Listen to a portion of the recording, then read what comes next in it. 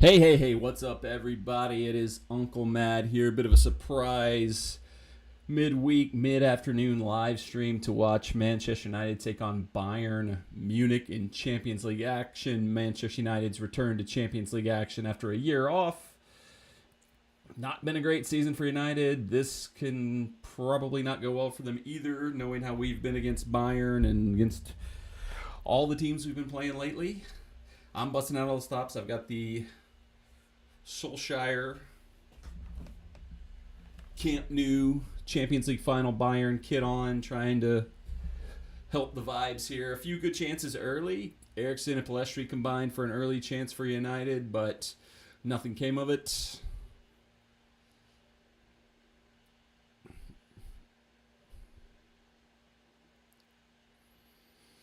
It's going to be a rough one. I don't know. This is also the kind of games where United's randomly found a way to win over the years. Like, I think our best results over the last few years have seemed to all come like right after a really bad run of form, like our results against PSG over the last couple of years.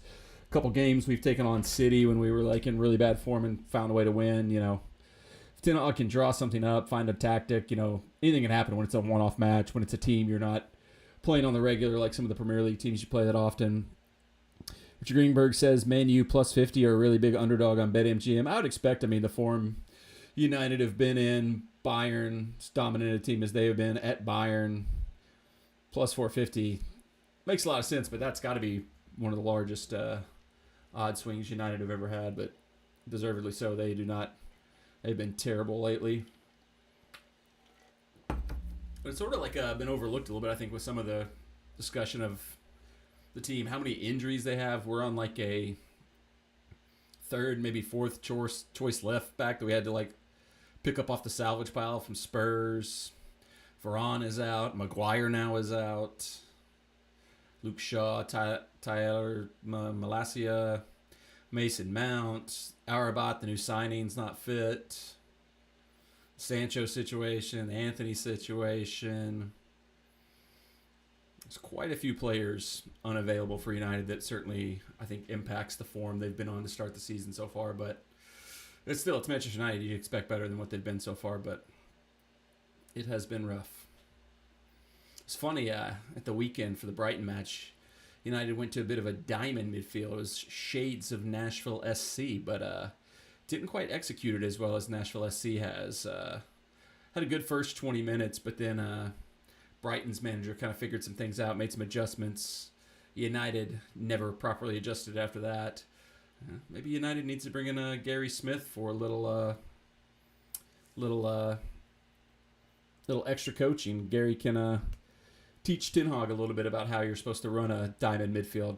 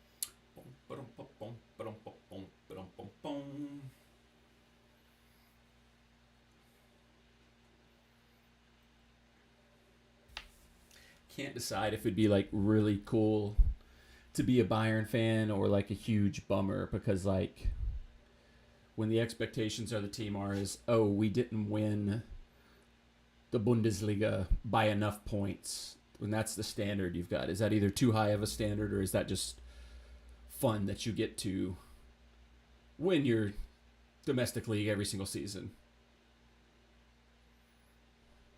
I like Ten Hag's switch here today. Didn't try the diamond midfield again. Brought Palestri in, play him on the right wing. He's a guy they keep acting like they have a lot of faith in. They want to sign him to an extension, but he's barely ever played for the first team. So if he's this guy who got a lot of hype for that they want to see more of, give him a shot. Throw him out there. I mean, we've seen enough of freaking Scott McTominay at this point, enough of Anthony Martial at this point to know what they've got, which is fortunately not much.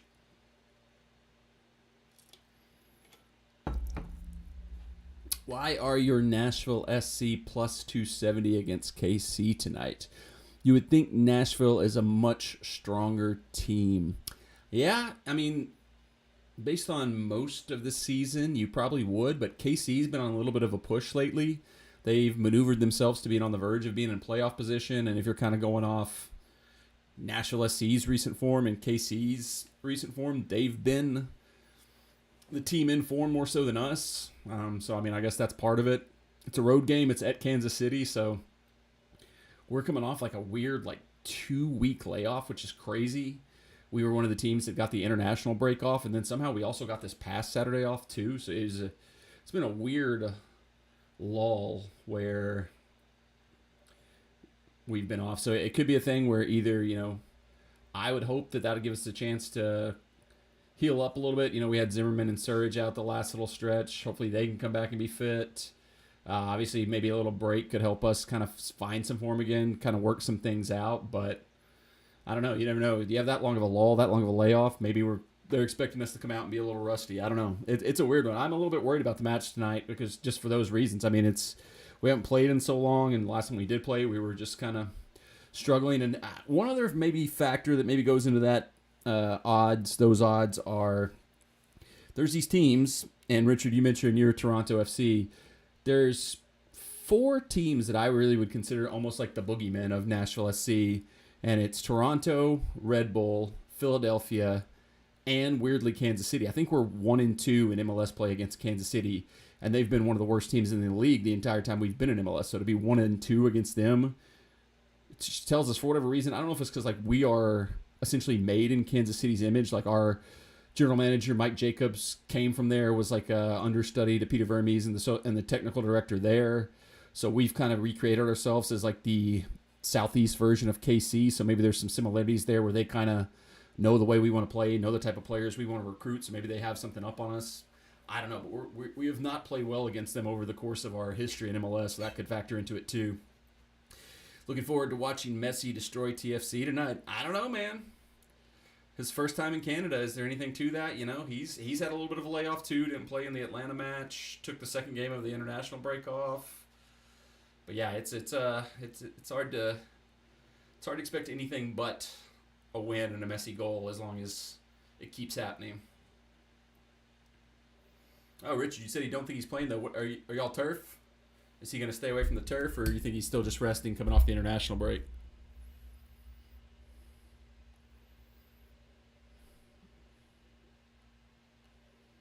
The audio coming through my headphones is behind the match. I just realized that. So whistle came out while play was just running along, and all of a sudden they were like, oh, there's the foul.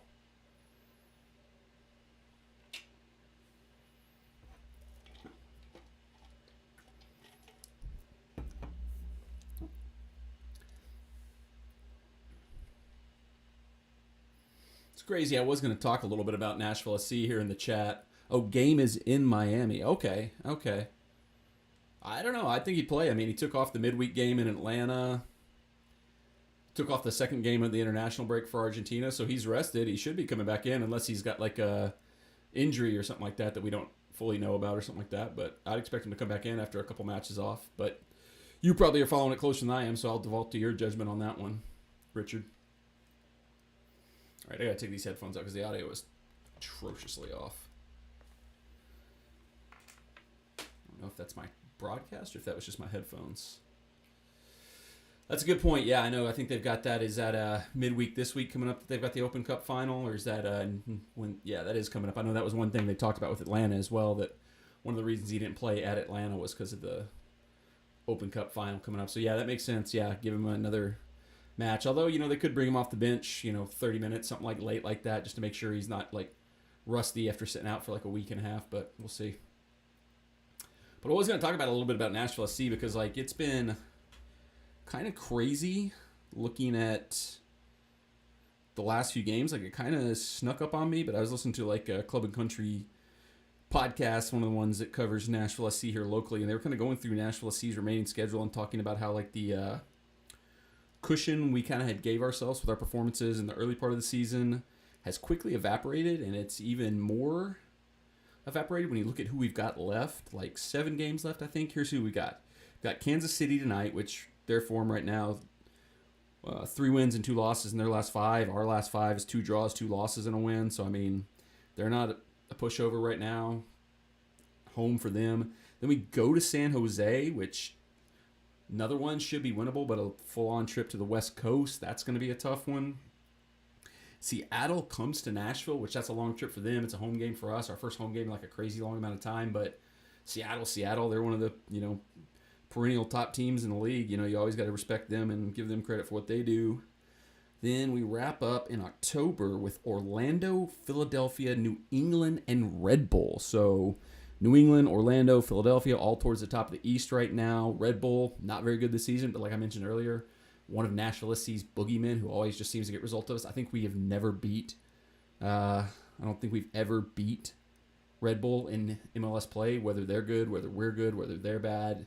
They beat us every time. We never beat them. So we've got 7 really tough matches. Like there's 3 in there that on paper should be winnable, but you can find reasons to say why they'd be tough matches for us. So I think one thing we got to hope for is Orlando's faltered a little bit recently. New England obviously has a lot going on off the field with the Bruce Arena situation. So the big thing we got to do is just Haney's got to get back on the score sheet. Sam Search has got to find his feet. He had a good initial showing in Leagues Cup and then came out, got an injury the first match back in that terrible game against Atlanta, hasn't played since. So Zimmerman, we got to get him back fit. Just the key players have to get back in and get back on form for us. That's the biggest thing for us. Oh, excuse me. Us on the Nashville SC side of things. I need a sneeze or burp button for when I do that so I don't have so gross out there. Tornado in the comments. Hey, what's up, Tornado? Thanks for jumping in and commenting on the Titans vlog. We were both happy to see the Titans finally get a result there. Ooh, almost good ball into Rasmus Holland there, but played to the wrong side of him. He was looking the other way. New England are a mess right now. It's such a weird situation because, obviously the players aren't happy about Bruce being gone. And, it's not saying that, if there was things he was saying that weren't appropriate, that wouldn't be things that players would say. I mean, we know, any of us that have been in a locker room, that have been around sports, we know we probably don't have the best track record of what we say in locker rooms. So you can kind of understand why maybe they'd be a little bit more sympathetic to him than the public at large. But the fact that, nothing's come out, that it was a weird, just 2-month lull of no information, and then he resigned. Then the assistant coach that had taken over while he was gone, also it looks like he's had to step away because he was maybe the leaker that was leaking out the information or reporting stuff on Bruce Arena. Multiple assistant coaches have come out and thanked Bruce Arena for his time, and they've also been let go. It's definitely weird. It's definitely weird. I can only imagine what could have been said. I have some ideas, and it's just, if you've... Good break in, Harry Kane. Great ball in. Good close down by Lindelof to deny the chance. Corner will be coming up for Bayern.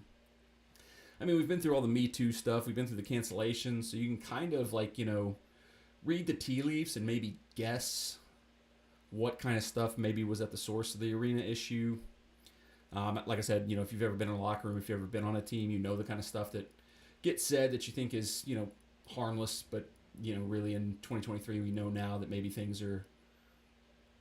words carry more meaning than what we maybe thought when we were 16 years old. And, Bruce Arena's not 16 years old. He should know better than that at this point in time. But there's also been a lot of talk that teams like LA Galaxy and others may be lining up to hire him as their coach. So and the fact that, MLS and New England hasn't really come out and said what the issue was has kind of been a weird thing because any team that might want to potentially hire Bruce Arena in the future would need to know that information.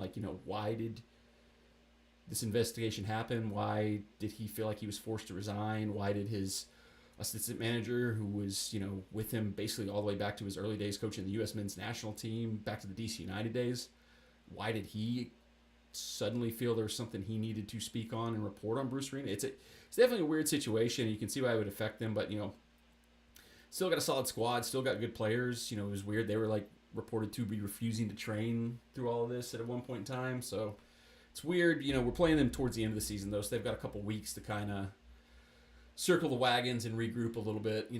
I'd much rather be catching them now than catching them like 2 weeks from now, but we'll do what we can. We'll do our best.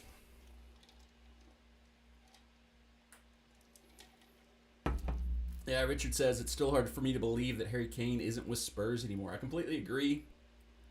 You would have thought, he's not, good job.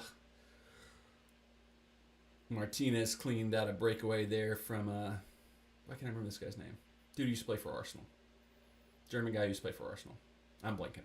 Anyway, he just had a little breakaway through that Martinez cleaned up there. But yeah, I would have thought 25, 26, somewhere in that range. If Kane was going to go, that would when he would have gone. Because, if he went for $100 million now at like 29, 30, whatever he is, he had to have been like 125, 150, 2-3 years ago. So I don't know if Spurs were they're famous. Daniel Levy, their chairman, is famous for being a staunch, like, hardline negotiator, going back to when Dimitar Berbatov came over from Spurs to Manchester United, and he drained every last drop of money he could get out of United on that one. And I love Berbatov. Berbatov's, a legend at United, more for his kind of flair and the way he played than a lot of the on-field results. 5 goals in one game, I believe. That was pretty incredible, but, probably not worth the money that Daniel Levy squeezed out of us to get him. And that's been kind of the way things have gone for United in the last, 15 years, is way overpaying for players that just... There's like the United tax for whatever reason. United players always seem to add extra 25, 30 million on. It was interesting. There were reports in the build-up to this match that Kane to United could have happened. Kane would have wanted it. Ten Hag, the manager, wanted it, but just financially, United couldn't pull the trigger on that. And there was, certain people at the club who said, that's going to be the one signing we can make. If we make that signing, and clearly the squad needed more than one player added, so I think they went for the cheaper, younger option in Rasmus Haaland, which allowed them to make a few extra signings there too, which is, goes back to what the ultimate problem with the club is the Glazers who won't invest the way you need to invest to compete in modern football.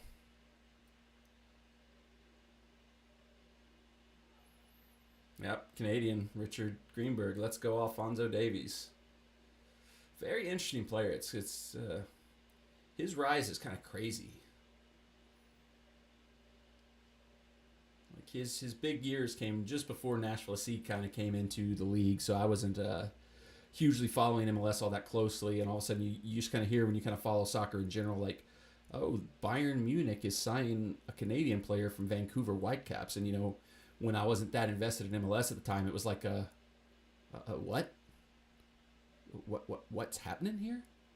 Vancouver is signing a Vancouver player is going to Bayern Munich, and he's earned it. He's proven it ever since he's been there. So it's a good look for him. Good look for MLS. Good look for the Canadian soccer team. Although they need as many wins as they can get right now. Because things are not looking good up there in the north with everything that's going on with that team. How do you feel about the rise of Manchester City in football? I don't like... It's hard to talk about it because, as a Manchester United fan, anything you say negative, just kind of comes off as sour grapes. Like, you're just unhappy that, the team across the way, the local rival, is good now. So it's hard to talk about it. I mean, I'm not a fan of these, countries buying teams, especially when they're buying them for, sports washing purposes. Is kind of the main goal is to put a more flattering light on countries that have a not great human rights traffic record, but then other people throw it back in your face and go, oh, look at the United States, how much better is the United States? And it's like, you can't win in those type of arguments. But I mean, that truly is, they're the example of why, United can't compete the way they used to be able to compete, is because we get stuck on these contracts. It's not so much the transfer fees, it's the contracts we're giving players. Like, the reason Harry Maguire is still at Manchester United is because West Ham wouldn't match the wages Manchester United pay him, and he decided, I'd rather be the fifth string center back at Manchester United making 150K a week than go be a starter at West Ham making 80K a week or something like that. It's why Martial is still our backup striker. It's why we're going to be stuck with Jadon Sancho, even though he's apparently the biggest crybaby in the world, because he's on 150, 175K a week. It's these huge absorbent contracts where United can't afford to just let it wash, where City can. City buys a player, they don't work out for him, they move him on, they don't care about losing the money on that. Like, João Cancelo, huge investment, huge player on their end. Went south, went sour. They don't care. They found ways to get him off the books and not even care about it. And just move on. Buy new other players. Ilkay Gundogan. If a player like that left Manchester United, it would be borderline catastrophic. City just go out and buy frickin' Kovacic, the center back, the Croatian center back they signed. They just move on. Mahrez leaves and they go sign the Doku, the Belgian winger. It's the plug and play. They can just always plug and play because the financial is just not a concern at all. They don't mind getting wages off the. Oh my God, Onana with another howler. Good Lord.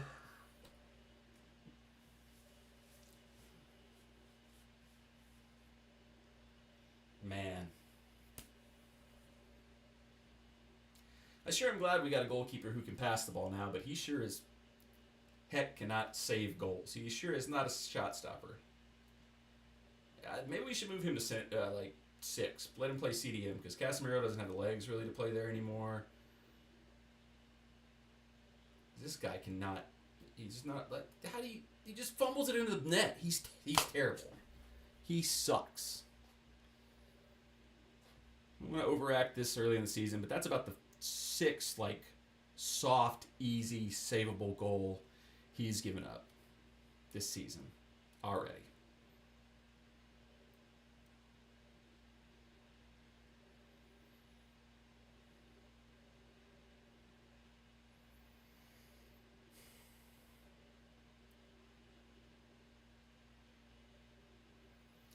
Richard said, is Man U off the for sale market? I don't know. I don't think so. I think the Glazers just are going to hold on to it until they squeeze every dime they can out of it. The reports are that the offers from both the Qatari group and Jim Ratcliffe, that they're both in the $5 million range, and that the Glazers want closer to $6 to $8 billion rather than $5 billion. So I think they feel like if they hold out and those, eventually somebody will crack and maybe throw an extra billion on there. But I mean, with the product that's being put on the field right now, the value to me seems like it would be decreasing, because you think right now we're in danger the way we've played to start the season of already missing out and qualifying for next year's Champions League, which is a huge financial incentive to each club to get into the Champions League. So if you're somebody looking at it from a financial perspective and you say, well, you're going to lose a huge chunk of your finances by not being in Champions League this year, so you can't possibly be worth as much as you think you're worth. But I think the reports that they decided to take it off the market aren't true. I think they're just still holding on and waiting for the offer they want. I don't think they've decided not to sell. I think they just are wanting more money than what's been offered so far, and they're just waiting because they're greedy, and that's been the problem from day one. Is they bought it to put their debts on the club and take them off their own bank accounts, taking dividends out instead of reinvesting in the club. That's been the problem since they arrived. We were lucky for years. We had Ferguson, who could just make lemonade out of lemons or chicken salad out of chicken, what. But post-Ferguson era, when you've had poor leadership at the top with the, Ed Woodward hiring a guy who works in banking to be your director of football, to be the one in charge of making signings, At least I think the people who are in charge now, Murtaugh, Richard Arnold, at least have more sense from a football perspective than Ed Woodward did. But I mean, still with the kind of being hamstrung in what you can do financially. For as bad as his little brief tenure was, Ralph Ragnick was right. He said it. He said to get back to being a top-tier team, United would need at least 12 new signings. I think we've gotten 8, maybe 9 since then. And that feels about right. It feels like we're 3 to 4 signings away from really being the team we should be. and maybe more right now because we also have like 7 players out injured. We've had 2 players who are, should be gone from the club forever for off the field activities. Sancho, whatever the heck's going on there. I don't know. So feels like we should be 4 players away, but really because of those situations, we're probably back to being closer to like 7 or 8 players away. Oh, almost fell to Rashford for a breakaway there. Devastating.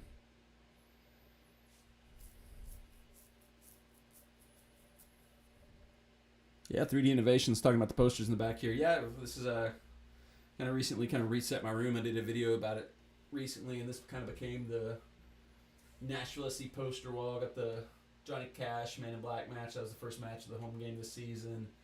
Cup final match. The opening match at Geo's Park poster, and then also got the comeback, the season 2 opener. Cincinnati came to Nissan Stadium when we were still playing there. So yeah, those are cool. I haven't bought a lot of them. Oh my God, Bayern scored again.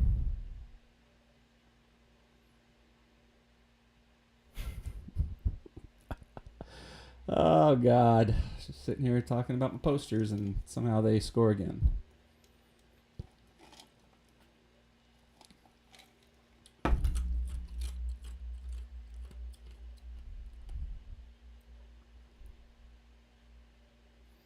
Nothing Onana can do on that one. That's exactly the same exact goal Brighton scored against us, where they get a player out wide, cross it back in the middle. Nobody picks up the guy at the top of the box. I don't know if that's Casemiro there. I don't know if there's supposed to be a center back picking up. It's like nobody marks right at the top of the 18, right around the penalty mark, and there's just tap-ins, easy shots all day long. Brighton did it 3 times. Bayern's done it now. It's just the organization figuring out who's supposed to be in that spot. I don't know if it's Casemiro. I don't know if it's one of the center backs. I don't know if it's one of the other midfielders of Eriksen or Bruno, but that's the soft spot in the team. That's where now 4 out of the last 5 goals in 2 matches we've allowed have come from the exact same spot, the exact same type of play. Ten Hag's got to figure it out. That becomes something that falls on the manager when the same thing keeps happening over and over and over again. That's to the manager to figure it out, because you either got to make a change in the lineup, you either got to make a change to the tactics. You got to change something when teams keep exploiting the same thing over and over again. Richard, you hit the nail on the head. This might only be a half game watch along. I don't know if I can. Oh, Reguilon. He's been great as an attacking player, not much defensively. Just put a great cross through the box for us, which we don't get enough of his crosses into the box. And it's just a step ahead of Palestri there. Yeah, Richard, you hit the, Richard said could be just a first half watch along, and that might be the case, because I don't know if I can bear to sit here through another 40. I'm going to watch it, but I don't know if I can, on camera, bear to do another 45 minutes of this garbage. I mean, it was funny. I had some thoughts about the way... I think it's probably too past it at this point in time, but there was definitely a stretch where the first 3 or 4 years after Ferguson retired, where he was still in the stands, he was still coming every match, and I was like, God, man, if you're going to be there every match, if you're going to still be hanging around, if you're still going to come out for every game, get back on the touchline. At the end of the Moyes season, when they fired Moyes, I think Giggs ended up taking over for the last few matches, but I was like, can we get Fergie back as the interim manager? But I think it's past that point now. He had a stroke a couple years ago, or a brain bleed or something like that. So I don't think health-wise he can probably do it again. But God, that'd be nice. Of course, it's we're now 10+ years removed from his time in charge. Football's changed greatly. He was a genius, but you never know how he would adapt, what he'd be able to do with the times. It's funny, one of my biggest takeaways from the Brighton match at the weekend for United was when Rashford's in his form and he's banging in goals, it's pretty incredible. But he's kind of like when Cristiano Ronaldo became a left winger, kind of early days at Real Madrid before he moved full on into being a striker. He's going to be on the left wing. He might score goals, but he's not going to give you much else. Rashford crosses, never find the mark. Usually he'll just dribble, and then just like bang it in for an easy save or bang it into side netting. He doesn't link up. And I mean, maybe it'll come with time with him and Rasmus Holland playing together more, but he doesn't seem to link up with the rest of the team. He always seems to get the ball, and then he's just on an island. He's either going to dribble in and rip a shot and miss, or just bang it across, hoping for the best with no actual accuracy. I definitely think like Luke Shaw not being there hurts him. Like they have a good chemistry working together, kind of playing off each other on the left side, but I thought he was terrible against Brighton and barely seen anything of him so far in the first half against Munich, just not getting involved enough. He's had a few, counterattacks. Like maybe that's where he's best at, is like when we're on the counterattack. Like, but in the way Ten Hag clearly wants to play like a modern ball control pressing team, I don't know that he fits that long term, which is troubling because he just got a huge new contract once again. Contracts at United, the huge contracts players get when maybe they shouldn't. I did hear some interesting discussion about Onana and like the fact that he's, struggled more as a shot stopper than anything. And that's, talking about like the team isn't really set up to his benefit. Like the defense is terrible in front of him. The midfield has been just Swiss cheese. So he's not getting the protection he had maybe last year at Inter, or maybe even at the best years at Ajax. But I mean, and that's fair. That's a fair argument. No keeper can do it all. De Gea would pull some shots out of his butt, but couldn't pass the ball to save his life. And he'd have his howlers here and there. But I mean, if you get a chance to see the first goal that Onana allowed today, I mean, that's just inexcusable. Like, you cannot be the number one goalkeeper at a club like Manchester United, or a club that the level of what Manchester United see. I'd say things like a club like Manchester United. And Manchester United aren't the club they think they are. But they can't get back to being that club if a goalkeeper is going to make that type of mistake, that type of howler. You all right? Oh, he's got a little cough. I mean, that's the thing. It's like we say a club like Manchester United, but Manchester United are not. They're about like a 8th or 9th tier team in the English league right now. That's the club they are. When you got keepers just spilling the ball into the net, when you got your next best striking option is Anthony Martial, when your starting left back is a guy that a team you think you should probably be ahead of in Spurs didn't even want and just gave to you. Victor Lindelof still starting games. It's just like they aren't the club they think they are, and they aren't anywhere near the club they, should be based on their history.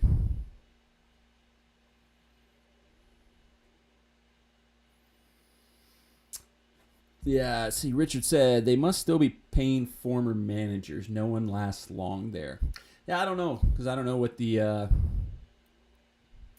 contract status is, but like also like I don't think like managers in England get as long of deals as like American or Canadian sports managers. I think that's usually like 3 to 4 year deals for a lot of managers, maybe 5 at the top. So we're long gone from the Mourinho era. We're long gone from the Van Gaal era. So they probably are both, unless the United arrange some type of like prorated payoff where they'd still be paying them small amounts as opposed to like long-term payoffs.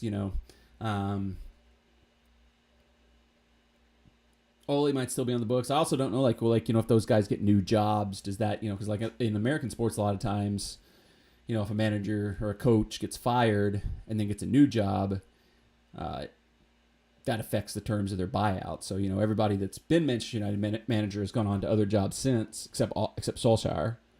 So, maybe they got, that put an end to their buyouts. I know, it's weird. Bayern fired Nagelsmann, but somehow they've retained control over him. Like, they're talking about him taking over the German national team, but Bayern would still agree to have to let him free to do that, which is crazy. Like, how do you fire a guy, but you still somehow have control over what he can do next? I remember that was coming up when he was possibly going to take the Chelsea job, was Chelsea was going to have to come to an agreement with Bayern. It's like, I don't understand that. You fired the guy. Why does somebody have to negotiate with you to hire him after you fired him? Unless they were just like Richard said, maybe they were paying him his full salary, and I don't know. It's a weird one. I don't fully understand that type of stuff, but who knows? United and Spurs seem like about the same level. I think in terms of like, they're both teams that are probably going to be one up year, one down year. That's probably accurate because, Spurs were in the Champions League last year. I think last year still fell out this year. United pushed themselves in the Champions League this year, but I have a very hard time seeing them qualifying again next year. But, we saw it on the field when we played Spurs. They're definitely a better team than we are right now. I think in my season prediction, I had them potentially being a very bad team. I thought, losing Kane, not fully reinforcing might really have them take a step back. But their new manager, he's got things figured out. He has James Maddison playing the best James Maddison has played in forever. James Maddison is the player of the season so far, borderline for the Premier League with what they've been doing there. But that just seems like he got the players he needed to work his system, and that's something Ten Hag really doesn't have still. It's because he's still got some of these albatross contract players that he's stuck with, that he still has to play, that he still has to keep, and he can't replace. But yeah, apologies to Spurs fans. I was completely wrong about my predictions of what Spurs would do this season. But there still could be a comeback down to earth for them. I think at some point in time, teams will figure some things out. Sometimes a new manager comes in with tactics that the rest of the league hasn't seen yet. And, once some of that gets on tape, you kind of start to figure out some cracks and some holes in it. But yeah, I don't know. I'm hopeful. I remain hopeful because it's so early in the season, and United clearly have so many issues with injuries and players being unavailable. Probably haven't come anything close to playing our best 11 at any point this season. But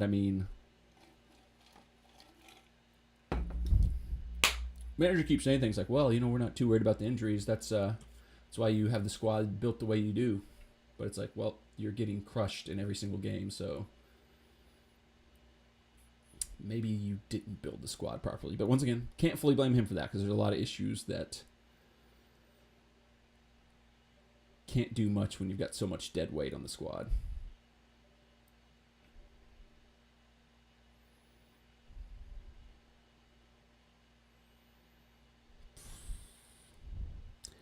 Brutal.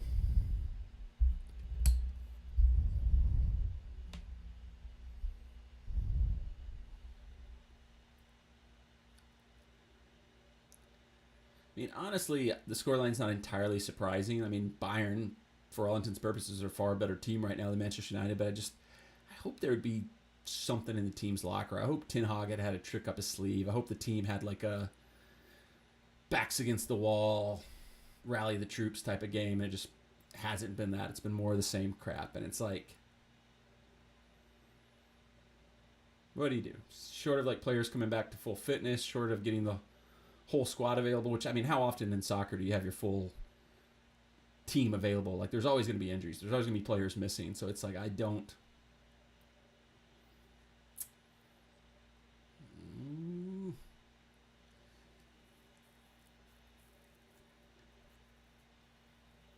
Don't see it going good. Where's Tuchel? They keep showing this other guy on the bench. Where's Tuchel? Is he not playing? Playing. Has he got a touchline ban? Did he complain about some refs or something like that? Let me look this up. I'm going to find out the information. Live breaking news here on the channel. Where is Thomas Tuchel?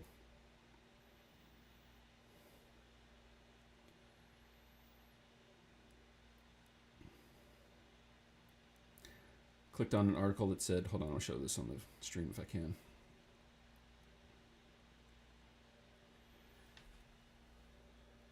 Why Thomas Tuchel won't be in Bayern Munich dugout versus Man United, and it's a picture of Trevor Lawrence.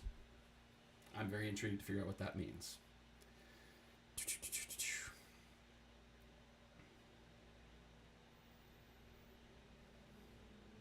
He has a one-match touchline ban.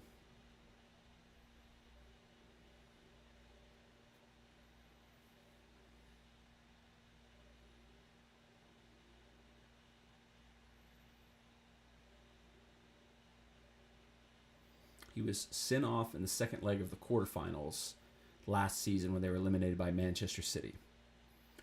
No explanation to why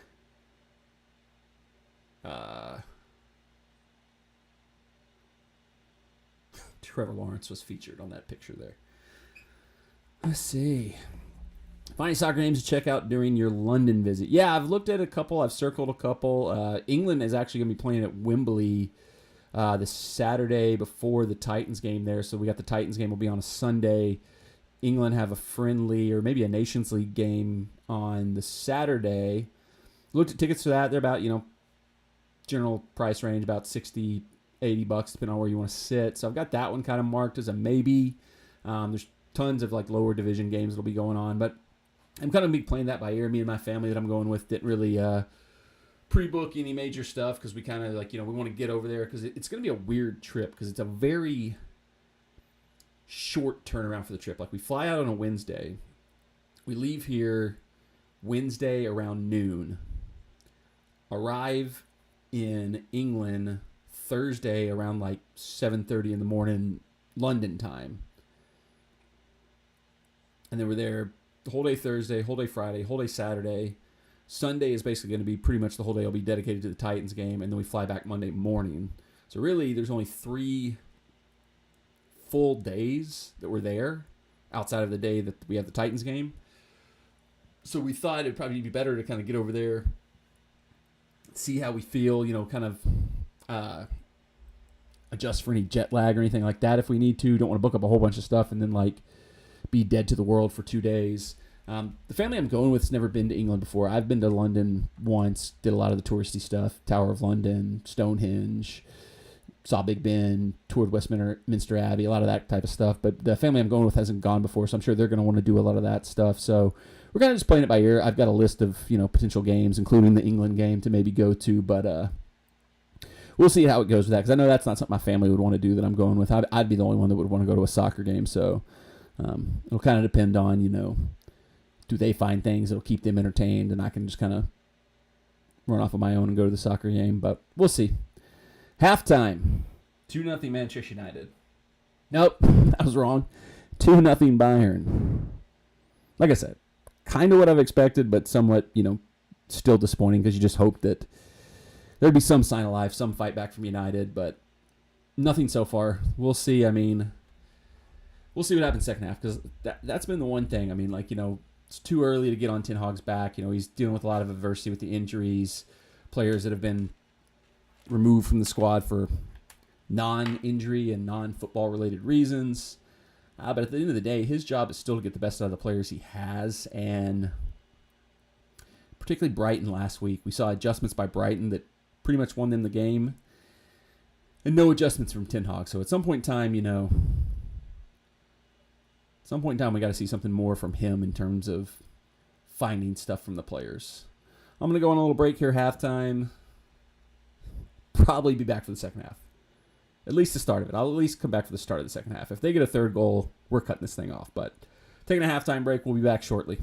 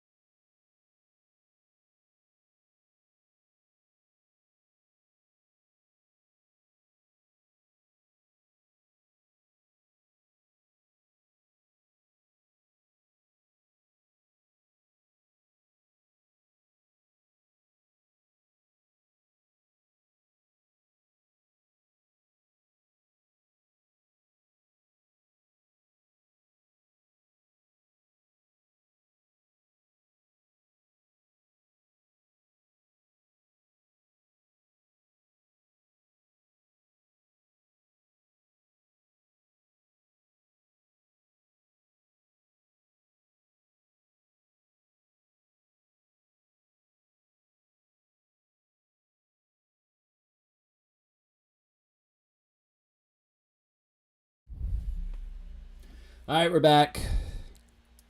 Second half underway. 2-0.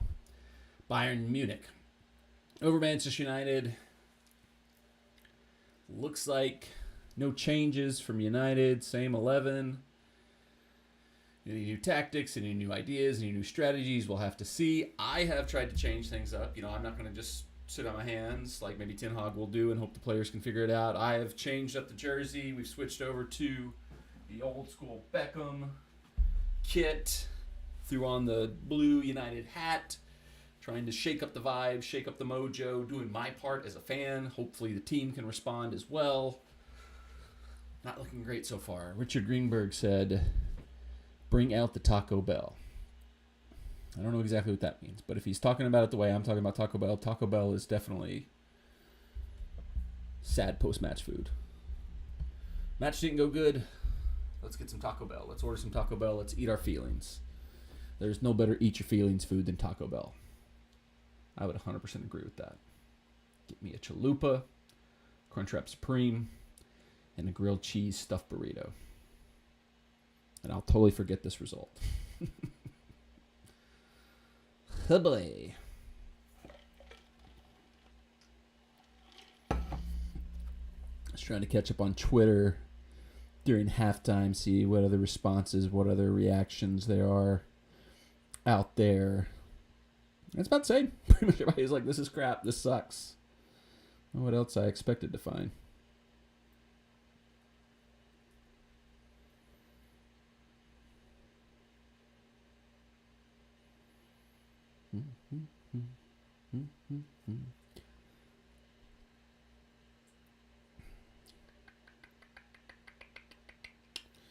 Barf.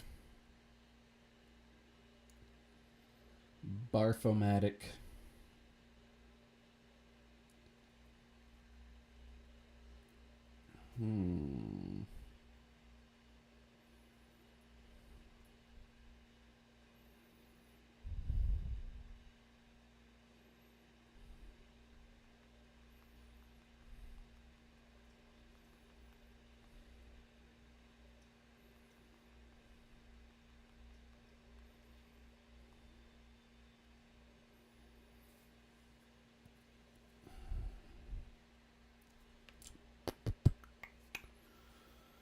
Man, oh man.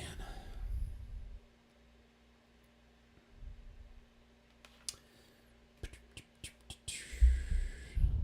would be a really great time for Rasmus Holland to just like completely explode on the scene and become an elite high-level striker and score like 5 goals. Don't necessarily see that happening. Oh! There it is! As I'm talking about it! Holland on the board! Hoyland. I probably mispronounced his name. It's going to be a very... I almost think we shouldn't have signed him just because the Holland-Hoyland comparisons are going to be brutal for the next, 3 or 4 years. But there it is. Man, as I'm talking about it, as I'm begging him to come good and turn into a true high-level striker for Manchester United, gets his first goal for United. Hey, dude I criticized earlier, Rashford. Brilliant setup. Brilliant pass from Rashford. Sets it up.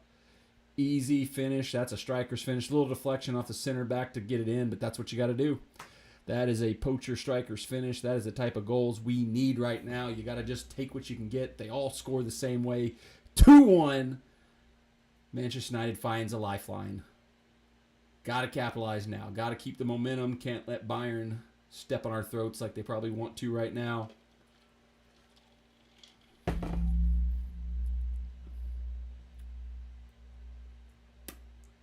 Ooh, nasty challenge from Casemiro. Play on, advantage played. Probably coming back for a booking, I would suspect. Oh my gosh. Munich almost with a deflected goal of their own. Are we going to see any extra action on Casemiro for that challenge there? It's Musala, dude for Bayern. Where's he going to end up? Is he going to Madrid or is he going to Barcelona? Where is he going to end up at?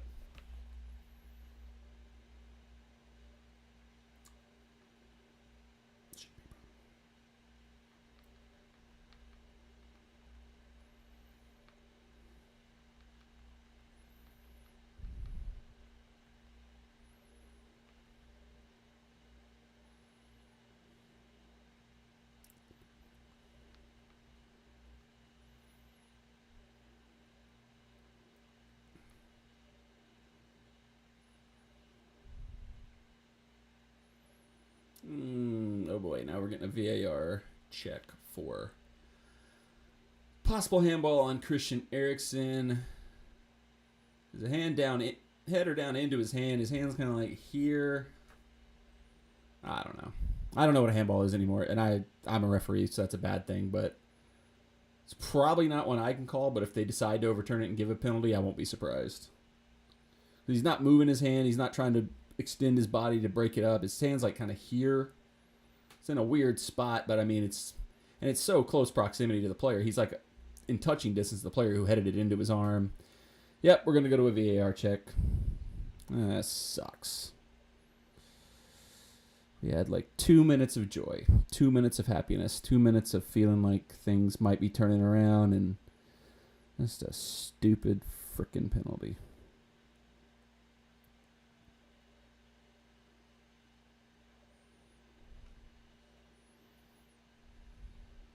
Well, that angle made it look like it was wider and more away from his body than I thought it was. Yeah, that's pretty much a penalty. That angle, the second angle they showed where you can see it's a little further away from his body than I thought it was, that's a penalty. That sucks. That sucks.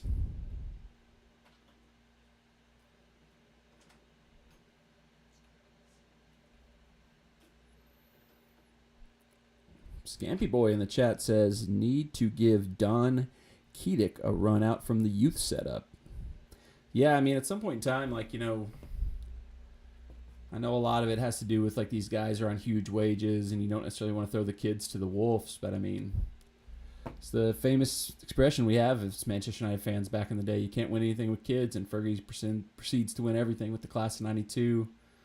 I know Kobe Mainu was a guy that there was expectations he would break into the first team this season before he got injured during the preseason tour.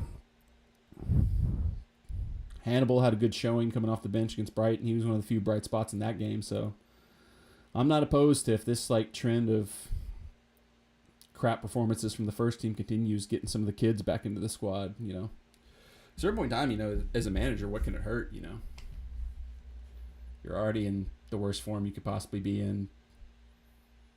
How much worse are the kids going to be than the crap first team players who are crap in the bed out there?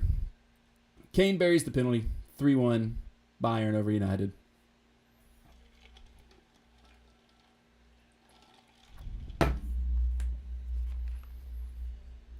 What are you going to do?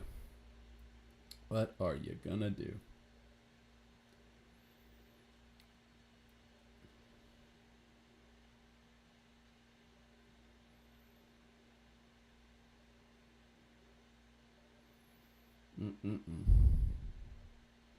It's hard enough to beat a team like Munich without giving them, you know, free shots at goal, penalties and stuff like that. Just got to be smarter, got to be cleaner.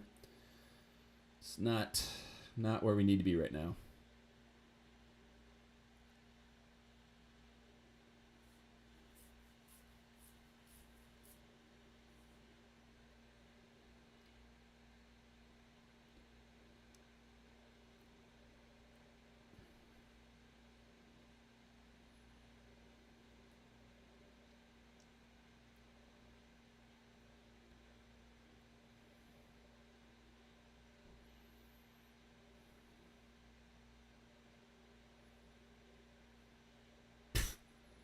I just saw a pre-match quote from Ten Hag where he said, Davies isn't a great defender. Pellistri can match Davies with his dribbling. Haven't seen that. I know a lot of times because English isn't his first language and the Dutch culture is a lot more direct. You know, we saw that for years with Van Gaal. Some of the things that Ten Hag said are more harsh, more direct than what you're used to having a coach say. But why say that? Why say one of the better left backs in the world, starting for a team that's much better than your team, and oh my God, they hit the post. That should have been another goal.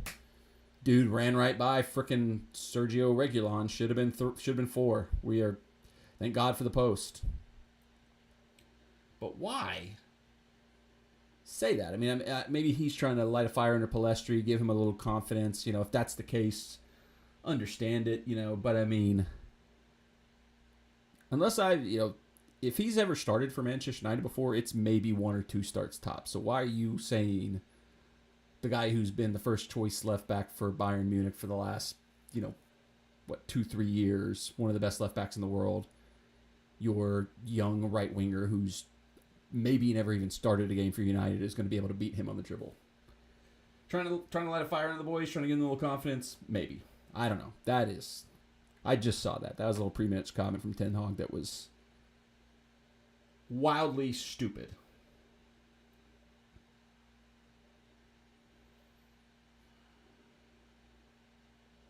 I don't know how many people saw this. Solskjaer had an interview with Andy Mitten that came out in The Athletic today, and it was, some interesting insights in there, but he also did the same thing that, like, every failed Manchester United manager has done in the post-Ferguson era and just named, like, the 5 best players of the last 5 years and said he wanted to sign all of them and just couldn't do it, which Moyes did that. Moyes like, oh, we wanted, who did he want? Who was he going to sign? Moyes was going to sign, who was the one he was going to sign? There was like 3 or 4 really funny ones at Moyes. Oh, Moyes was like, we were going to sign Toni Kroos. We were going to sign Karim Benzema. We were going to sign... he had like 7 just ridiculous ones. Then Ollie came out and said they wanted Jude Bellingham. They wanted Haaland. They wanted Declan Rice. Just wanted Moises Caicedo. It's just like... You wanted all these players and you signed Donny van de Beek. You wanted all these players and you signed Harry Maguire. Now, granted, Ollie was still under the Woodward regime where Woodward was going for the fanciest high-profile signings he can get. And I don't know how much input Solskjaer really was given into those type of decisions. It doesn't seem like much. Seems like Ten Hag's much more got his finger on the pulse and has a lot more control in transfers than the previous managers did. But just don't come out and say that. You just sound so stupid. Like, going, we wanted to sign Jude Bellingham, Erling Haaland, Declan Rice. Stupid.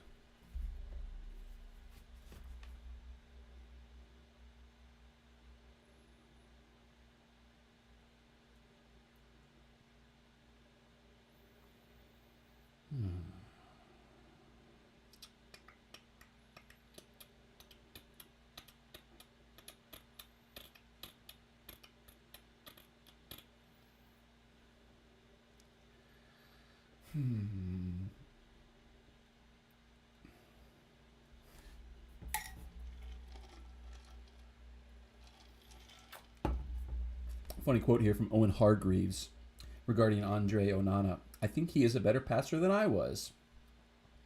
Might be true. Also might be true that Owen Hargreaves might have been a better goalkeeper than Andre Onana is.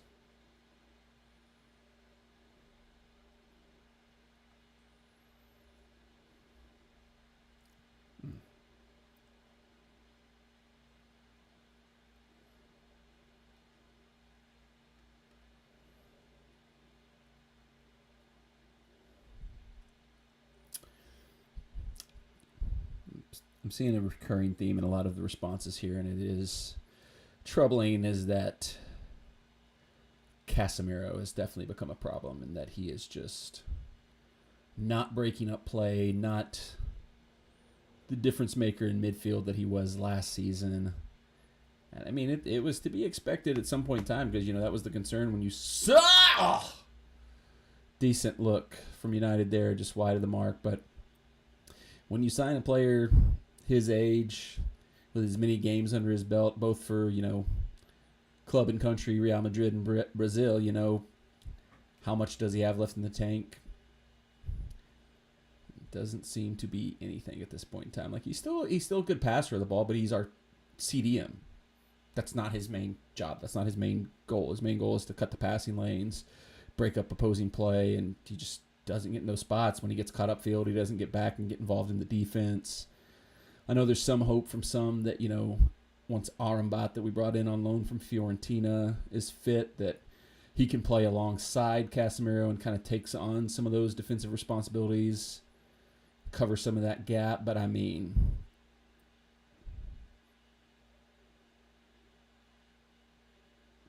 there were a lot of people who said it last year. If you were going to spring $80 million for Casemiro last summer, why not just spring the extra, like, 40 it would have taken to get Declan Rice. Because this United team, there's no doubt about it. You watch Arsenal play right now. This United team would look really, really good with Declan Rice in it right now and not Casemiro. Hats off to him. He came in, was a difference maker, kind of righted the ship and got us through the early part of the season through the Carabao Cup last year. But I think it was around the time he came back from his second suspension last year where it just like never seemed to get back to the form he had at the start of the season. And, you know, it was a weird season last year because everybody had the World Cup in the winter, and so a player like that played all those extra games, that had to be tough for him. But he's come back this season and still looks off it. Doesn't look like he's, you know, his age, you wouldn't necessarily expect him to recover and ever get back on it. So, I mean, it's a concern because Scott McTominay ain't that guy. He ain't coming in there to play that spot. Yep, just got washed, just ran right by him through the midfield, and he's not getting anywhere near this. Laid off, easy shot for Harry Kane. Onana, what a save by Onana there. But yeah, Musala, I can't pronounce his name, for Munich, just cooked Casemiro, just ran right by him in the midfield just then, and that's a problem. That is a problem for sure. And some pushing and shoving now, a couple yellow cards handed out by the referee. Who cares? Who cares? So what? Who cares?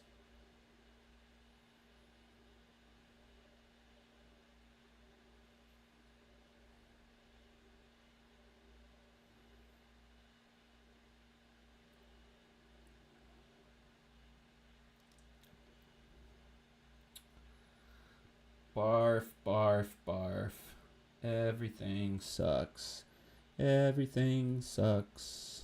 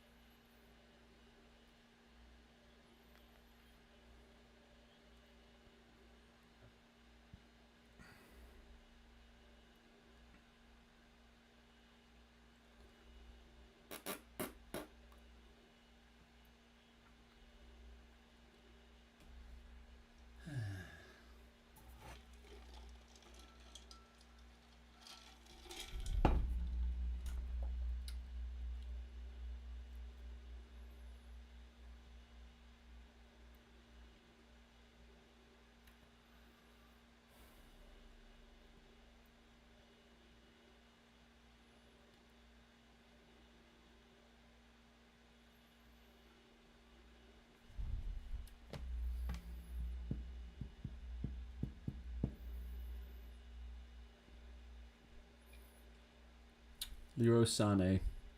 Shot right down the middle. Yeah, I might be being too judgmental on that one, but that feels like a catchable ball, but instead Onana just like spilled it right directly in front of him, where if there was a Bayern player following, that would have been an easy tap-in goal. Feels like that is one you should catch if you're a quality goalkeeper. Weirdly enough, I looked it up because I was like, that's a good punch by Onana.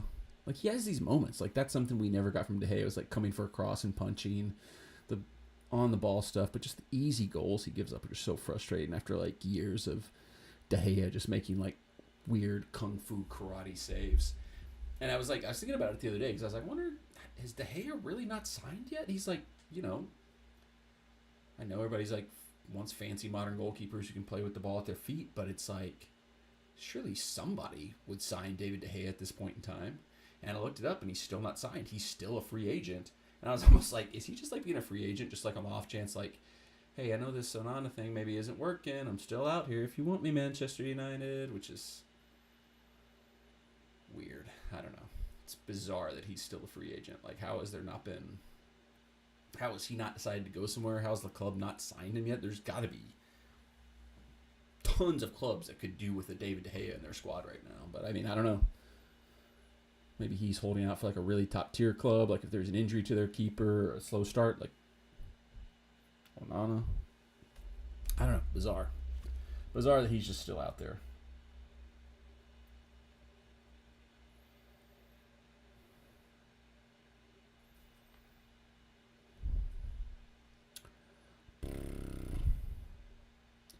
Richard got back. What was the halftime snack? I didn't eat at halftime. Right before the game, I had a Nashville hot chicken sandwich, which will be in tomorrow's vlog. A new place I hadn't been to before. Reviewed their hot chicken sandwich for tomorrow's vlog. So if you haven't done so already, I know Richard has, but if you haven't, subscribe to the channel with the bell turns on for notifications because you will get a hot chicken review tomorrow right here on the channel.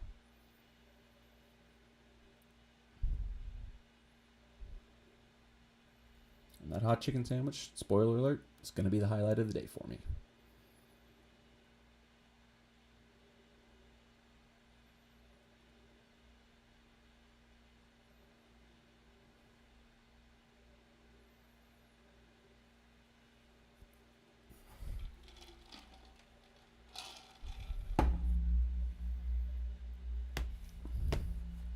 I'm going to plug these headphones back in and see if like the audio's adjusted yet. I'm thinking no, but we'll see.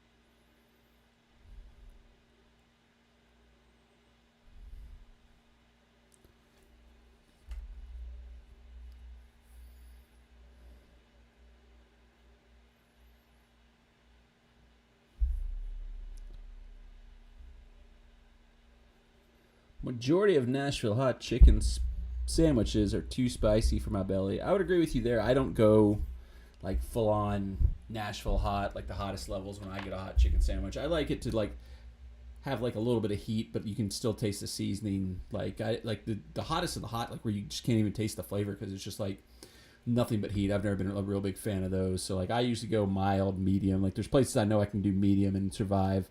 Other places I'll go like mild and feel a little bit better about it. So I'm the same boat as you. I don't really like the nuclear like heat level hots. Oh, great. Great. Here we go. The solution to all of Manchester United's problems. Scott McTominay coming on to replace Eriksen. Eriksen's good for about 25, 30 minutes at this point in time, and then he just disappears. McTominay, some of those bizarre players from McTominay, like, you know, I know he plays kind of a different role, a different way for Scotland, but he scored like 2 or 3 goals for Scotland during the international break, and then like had like just an absolutely abysmal game for United this past weekend against Brighton. It's like, ugh. It's like Harry Maguire. Harry Maguire does not look atrocious when he goes and plays for England, and then anytime he plays for United, he looks like he's never played football before.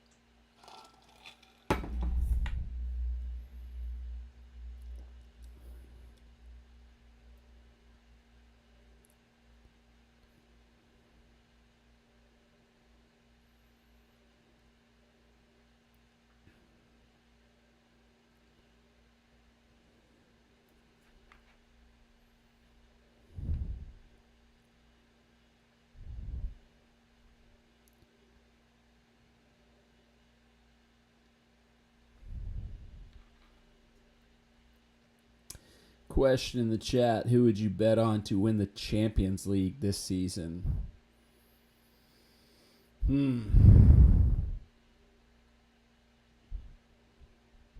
mean, I don't know how you bet against City at this point. I mean, looking around, I don't know that anybody has really taken the steps to compete with them. I think Arsenal will give them a good fight in the Premier League this season. I think the moves Arsenal made, you know, bringing in Declan Rice, the players they already had, having another year under Arteta, I think will be good for them. I don't think they're ready to fully go for Champions League, though. Real kind of seems weird. They seem like they're just in a holding pattern this season, like just waiting for Mbappe. Like they brought back Modric and Cruz, just like let's just keep the band together for one more season and really go for it next year maybe. Barcelona are definitely better than they were last season. I don't know if they're better enough to compete in Champions League. Obviously United knocked them out of Europa League last year, but Bayern, I think if they can sort some stuff out, getting Kane in there, which really was their problem last year. It's just they didn't replace Lewandowski, but getting Kane in, they could certainly be a contender. Italy's always so weird. Like, the Italy teams, sometimes they seem really good, but I don't know. I feel like Italy's maybe, like, down right now. I don't know.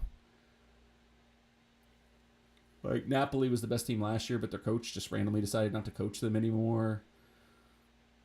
AC Milan looked really good to start the season and then got, like, demolished by Inter. I don't know. City's the favorite. I would certainly, like, lean them just because I don't know how I don't see anybody that's really, like, done anything that can catch them at this point in time, but if anybody could, it's maybe Bayern, maybe Barcelona.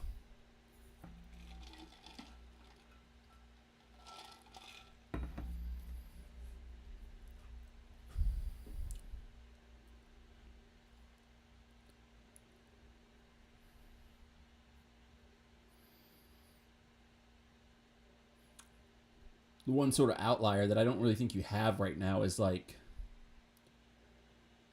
Mourinho used to be, like, the X factor in, like, coaching. Like, when he won the Champions League with Porto, it was, like, just on a given day in a knockout competition, just knowing how to win, knowing how to get results. That was so key, and I don't know that there's that manager out there in Champions League right now that can, like, elevate one of the lesser teams the way, like, Mourinho did in that era, or the way, Fergie could in some situations when his teams weren't as good. I don't know that there's, the best manager in the world is managing the best team in the world right now in Manchester City, unfortunately.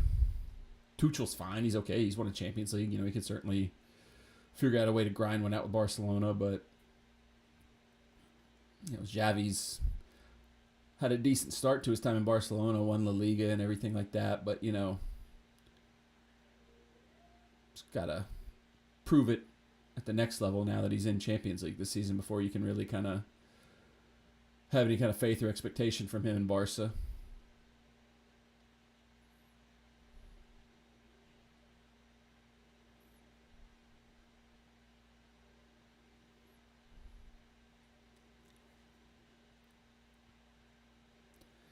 And talking of the potential of, like, because it came up a lot this week, Harry Kane coming to Manchester United. It's not a move I would have necessarily... I'm trying to figure out how to say this without sounding like an idiot. I know that, like, the criticism would have been, like, he's a little bit older at this point in time. It would have been an expensive deal for an older player. But I kind of envision it as kind of like when Van Persie came to United from Arsenal. Like, at that point in time, we knew we weren't going to get, like, 5-6 years of high-level soccer out of Robin Van Persie. But we knew Fergie knew we had the team that if he could get, like, a consistent, top-level striker in there, we could get another title out of it. And that's what happened. And I don't think Harry Kane could have pushed us to the level of being a title contender this season, but I think if we had Harry Kane leading the line right now as opposed to Haaland, if we could have somehow signed Kane as the number one striker, Haaland as the backup striker, which that's the type of move Manchester City does, signing Erling Haaland and Julian Alvarez, that would have been incredible. But even if we signed Harry Kane, like, he wouldn't fix the fact that our midfield is complete crap with Casemiro now being a traffic cone that can't move anymore. So, I mean, I think maybe if we'd been more aware, more prepared for Casemiro's drop-off, we would have targeted a new number 6 more than Mason Mount, who the more we get into the season, the more I'm like, what was that signing? Like, is he a good player? Yeah, he's fine. Is he a player we needed? Maybe now that Sancho's gone off the grid and we need other options at right wing, probably. and that Anthony probably is never going to play for United again. Probably do need somebody like Mount who can play on the right wing, but certainly could use a high-quality 6 a lot more than we could use Mason Mount right now.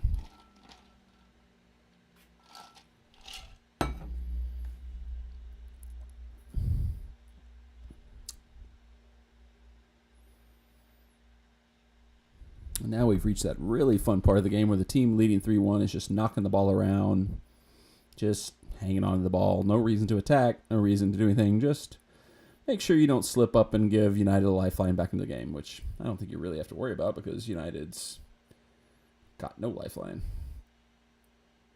Reguilon just got bossed off the ball. Nobody's marking in the middle. Dallo actually with a good cleanup there.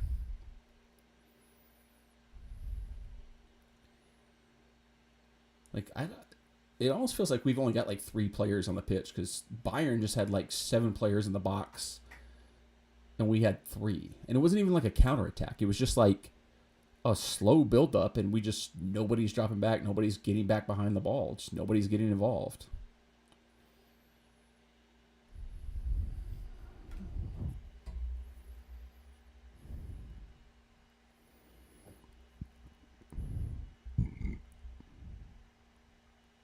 Sorry if the microphone picked up that burp.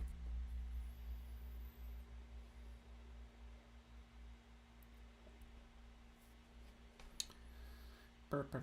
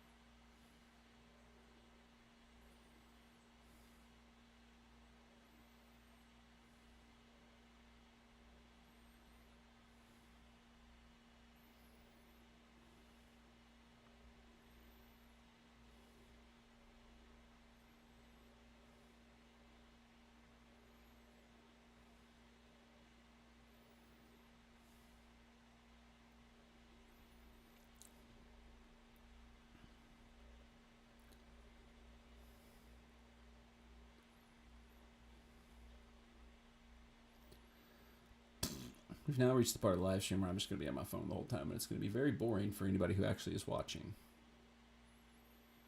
Because this game is now going to be very boring, save for the one time when Munich is like, oh, wait a minute, they're not paying any attention. We're going to drive forward and just score a goal again.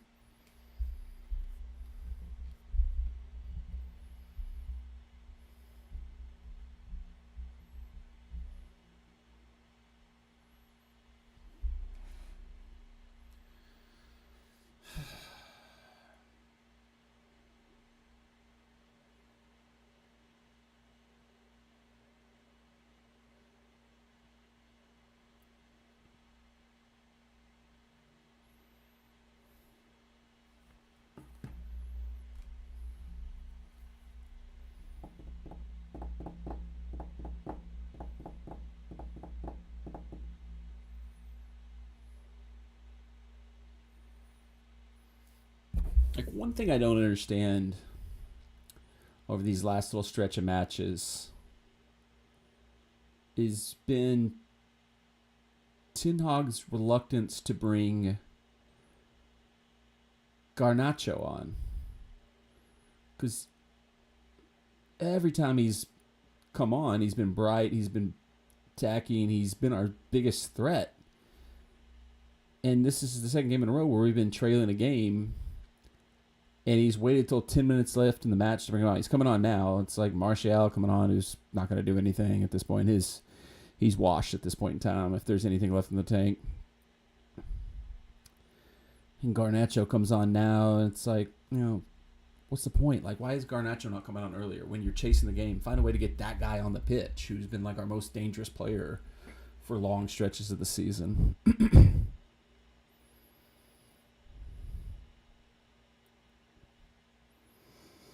Couple questions from the chat. Should I bet Colorado plus 20 against Oregon Saturday?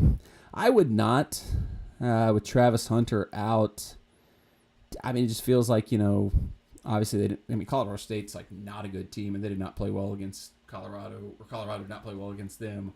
Oregon's pretty legit, although Bo Nix, could turn back into a pumpkin at any given time, and Colorado has a little bit of that Jordan from The Last Dance thing, where they're just every week they find a reason to be motivated and to like fire themselves up. But I mean, I think without Travis Hunter, and their defense just is not good, and I would be shocked if they keep it close against Oregon. I don't know, plus 20 is a lot of points, though. It's a lot bigger of a spread than I thought it was going to be. I have already bet the under 71 because I think it's going to be more like a 40-20 game, 35-20 at the most. But 20 is a lot of points. I'd stay away from it, though, because this is like the first like real good team Colorado's played. So, I mean, this is going to be, we're going to see a lot more about what's real and what's fake about the Colorado story. Did I make any MLS game bets for tonight? Honestly, I don't bet much MLS at all just because MLS is... I'm terrible at soccer betting in general, which is crazy because it's my favorite sport. You'd think of all the sports I like, it'd be the one I'd be better at betting. But MLS especially just seems like so volatile. Like anything can happen on any given night.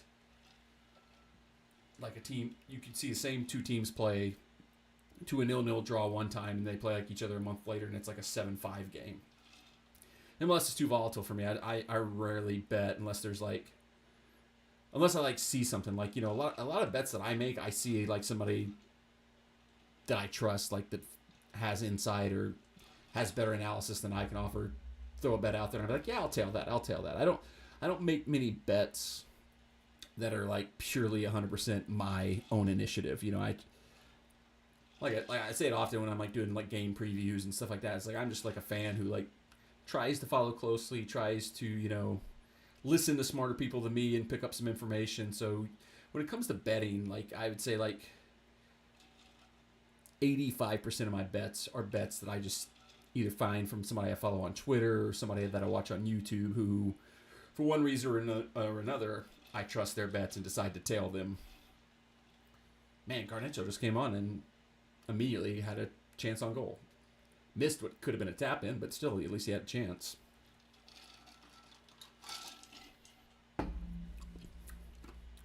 $5 on Toronto plus 65. Yeah, sometimes, especially in the MLS where you just really don't know, you see odds like that and you almost just got to throw $5 down for the heck of it. Like that's why I put $5. I got Miami to win MLS Cup at plus 650, which is an insane number for a team that currently is not in the playoffs. But it was like $5 at plus 650 for literally everything in all of football has broken Messi's way over the last, World Cup on. So it's like, it's that the odds are only going to go up as they slowly get closer and closer and get into the playoffs. So I was like, screw it. I'm going to throw 5 on Inter to win 650. But I mean, $5 plus 650, especially like if you said if Messi's potentially not going to play, that's not the worst. 'Cause I mean, that's the thing about like Toronto is like y'all still have good players. It's just such a weird deal that it's not worked out. I know you obviously fired Bob Bradley and brought in the Canadian national team coach. I think that wasn't like a necessarily like quick fix, but I mean, certainly would hope that things will start to turn around up there. But that might it might just take a full roster overhaul to get some of the bad faith actors that are causing the problems that were kind of the source of the issues up there out, which is coincidentally what one of the big issues at Manchester United is.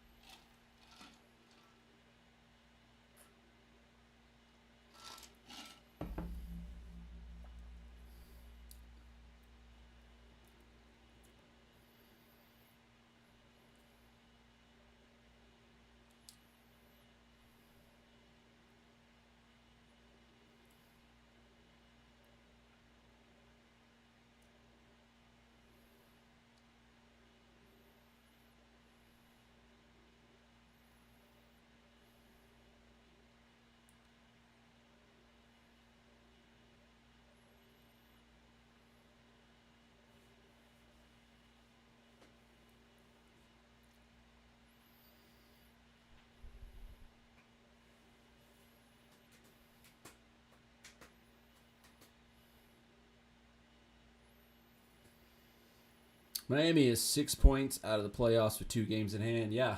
Yeah, and I know there's been like, it's been funny reading like, the data analysts who've like said like, based on projections from the season so far, the expectation, is still that Miami will fall short. But if you like reanalyze it and you only look at like their points per game post Messi, they will make the playoffs, which I would be shocked if they don't make the playoffs, especially because like I went through Nashville SC's remaining schedule, and God, I hope not, but there is honestly a scenario where Nashville SC doesn't win a game the rest of the season, falls completely out of the playoffs, and Miami ends up being one of the teams that come in and steal that spot. So, I mean, like, it's 7 insanely tough games left for Nashville SC, and they are not as safe as they felt like they were, like, 2 months ago.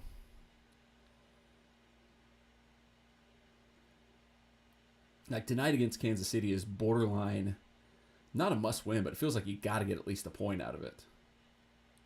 If nothing else, for morale, for momentum, to build something up, to get something going, because I think that's the biggest thing. It feels like we're just like, we're not playing bad. It's just like, sometimes when you get to a bad rut, when you get into bad form, you just like, feels like the sky is falling. And that feels like a bit like what United's going through right now, because it was weird. I saw on Twitter what I was going through earlier, there's a weird statistic where like these last run of games where they've lost, they've given up 2 goals in like, within like 2 to 5 minutes of each other in all the games. So it's like they give up a goal, completely lose their confidence, and give up another one in almost every single match. So it's like wild. Oh, was that a goal or an own goal? United got one back. It's 3-2 United now. Casemiro. It's about the only thing he does look good now is like he's up in the attack, up in the box. He's more of a 10 than a 6 now. Let's see what happened there. Because it just was kind of bouncing around the box. Nobody could seem to get it clear for Bayern, and it just... Casemiro. It looked like a weird, like...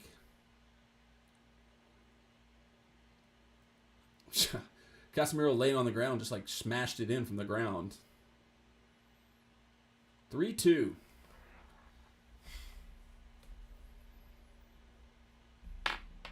Do we got a football bloody hell moment on our hand?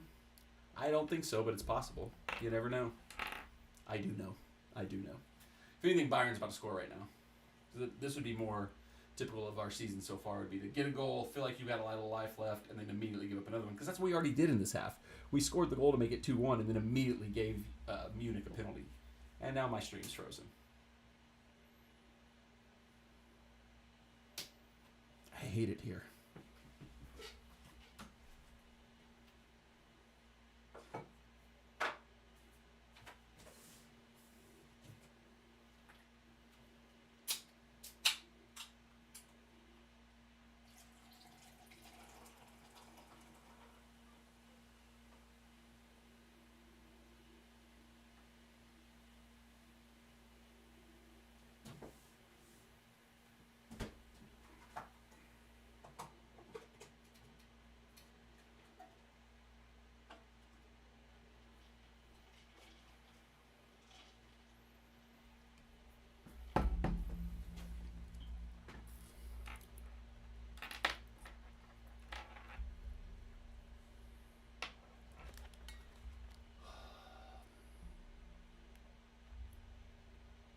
Alright, trying to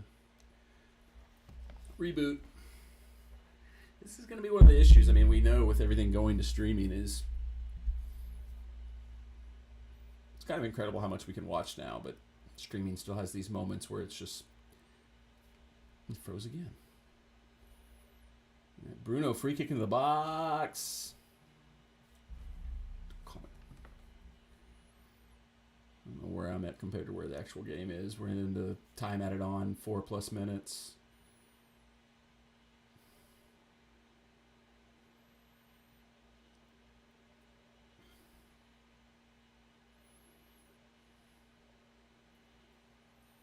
Oh my God.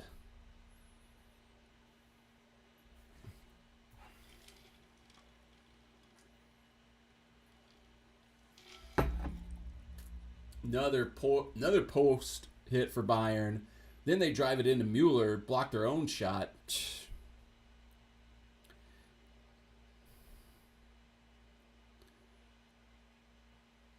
Easy late finish. Just unbelievable. Matthias Tell, 4-2.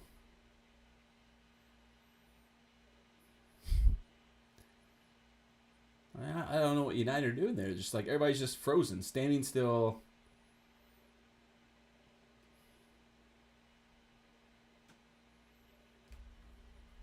What a finish by Matthias Tell. But I mean, it's easy as you like. I mean, just nobody tracks with him. Easy chip ball over the top. He brings it down. Beautiful finish by him. But I mean, defense is nowhere to be found. Nobody from United anywhere near him. Casemiro doesn't track him. Lindelof just stays home in the middle of the field. Just there's no communication between United players. Nobody's like passing the player off. Nobody alerts him that he's coming through. I mean, this game, I mean, like, this is going to weirdly... I was about to say before the goal went in, if this finishes 3-2, that's going to be not fair to Bayern, because this game probably should be like 6-0, 6-1. Like, if Bayern was in better form, if they were in a better run of form, if they were better than they are right now, they would have eaten this team alive. It was a fluky, weird Holland goal, another fluky, weird Casemiro goal, and they've hit the post twice, shot a ball directly into their own player, and then just got an easy finished goal at the end there. Just nothing good about it. Nothing good about this for United. But, I mean, you know with a lot of the players that are out there, this is what you're going to get. Like, Onana has not been the level we need him to be. Lindelof, though. The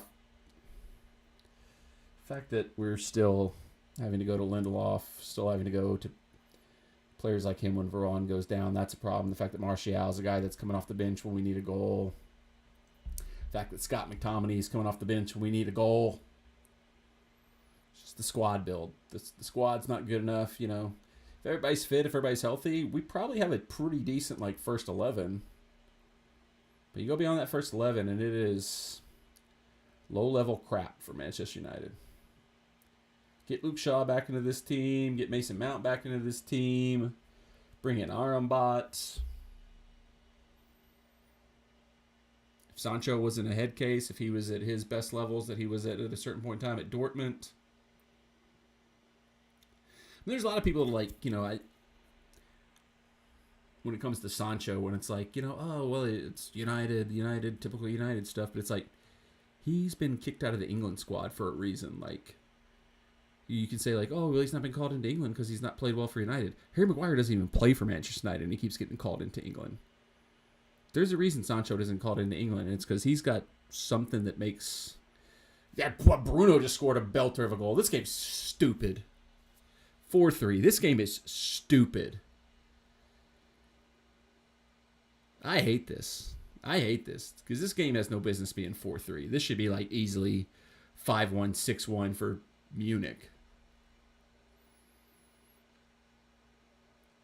Casemiro again. One of the worst players on the pitch now has a brace.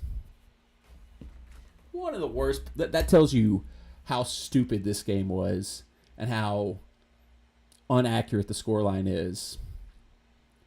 One of the worst players on the pitch now has a brace, but they're reviewing it just to make sure he wasn't offsides. He probably was, because he definitely doesn't know how to time his runs. 4-2, 5-3, whether Casemiro has a brace or not. This game is just stupid. This should be 6-1, 5-1 easily for Munich. Confirmed. It looks like the goal is going to stand, but it's just stupid. You might look at the scoreline. If you didn't watch the match, you just look at the scoreline, you might say, oh, it's a positive step for United. They went to Munich and scored 3 goals. Only lost by 1. To me, this is a more telling statement on Munich. Like I said, Munich might be one of the teams that can contend for Champions League to win it. But if they're giving up 3 goals to us in a game where we played as poorly as we did here, they got issues that need to be sorted out too. Because from an attacking standpoint, from an overall match standpoint, they should have won this game 6-1, 5-1 easily. And that's with us giving them a super easy penalty with the stupid Eriksson handball. Another terrible performance. The scoreline's going to mask some of that, but I mean, this is bad. One, I'll end on a positive note because I don't want to. I hate being so negative. Like I in anything, like I try to be a positive fan. I'm a Vanderbilt football fan. I don't know how many people that might watch this will understand what that means. Vanderbilt football is terrible. So I've spent the majority of my life with my favorite college football team, being one of the worst teams in all of college football. So I've had to learn to look for silver linings, had to learn to look for positive, had to learn to like deal with losses. So I always try to be on the positive side as bad as things get. So I want to end this stream on a positive note. The fact that United somehow managed to get that game to be a 4-3 loss, hopefully could be good news for goal differential when it comes down to getting out of the group. Because that should have been a 4 or 5 goal differential loss for United, and instead it's only -1.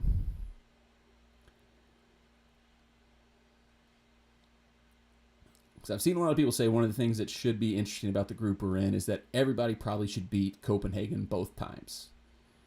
So all United, Galatasaray, and I don't know if I could say United are guaranteed to do that at this point, but a lot of people think United, Galatasaray, Munich will all come out of the 2 matches with Copenhagen with 6 points.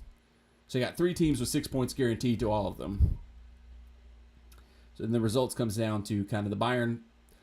Watch the Bayern results out because it's going to be what it's going to be unless you can steal a point at home or steal 3 points at home against Bayern. It's going to come down to what we do against Galatasaray and probably more specifically what we do, away at Galatasaray, which is an insanely difficult place to play.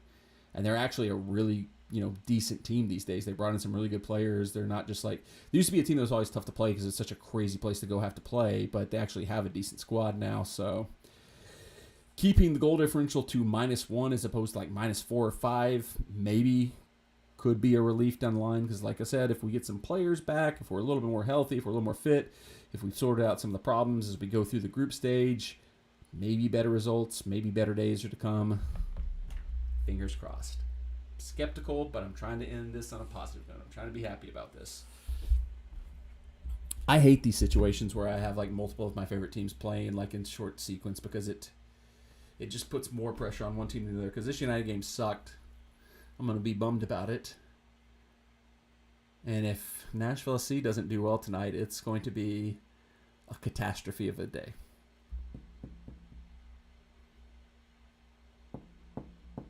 Thanks for watching. If you're not already, subscribe to the channel with the bell turned on for notifications so you get alerted anytime we post anything to the channel, including future live streams.